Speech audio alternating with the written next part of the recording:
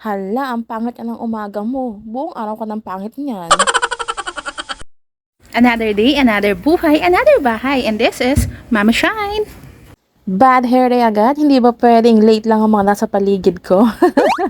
Yun na nga. So, kailangan kahit bad hair day tayo, bad hair day lang yan, tayo ay magbebenta pa rin ng condo dito sa Santo Tomas. And thankfully, kahit bad hair day ang ating umaga ay heto tayo ngayon sa Starbucks. Nagre-reserve na si buyer. Ay, nakakakilig.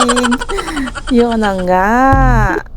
Huwag maniniwala sa sabi-sabi na kapag nag-start ang umaga mo na hindi maganda, buong araw hanggang gabi na ang epekto, guys. Ikaw lang ang nakakaalam kung paano mo i-manage yung buong araw mo, kung paano ang tatakbo.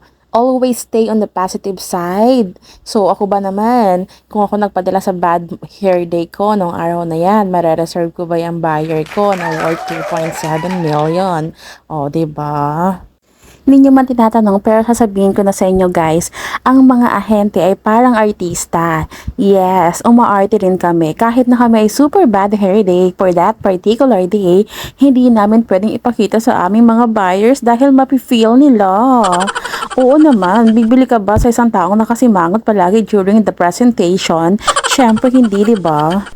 So, after Santo Tomas, let's go naman sa Padre Garcia dahil meron tayong tinatawag na open house kung saan lahat ng mga buyers ay invited dito guys. So, kailangan namin lumipad para sa aming hinihintay na buyers. At after nun, heto na nga, binala ko sana mag-swimming sa farm ni boss. Ayan no, kaya lang wala akong dalang two-piece. Nakakalungkot guys. At dahil dyan, mag-harvest na lang tayo guys ng apple. Yes! So, this one is the biggest apple in my life.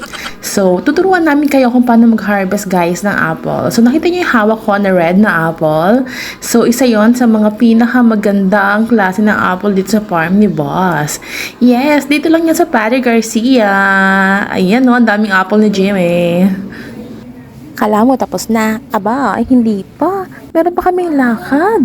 Ayan na. So, ito ay around 9 p.m. Tayo ay magkakaroon ng celebration for the November babies natin, guys. So, eto na. Sobrang pagod man buong araw. Long day, pero it's all worth it. Pati na rin itong gabi. Magdamag tayong hindi matutulog. Happy birthday!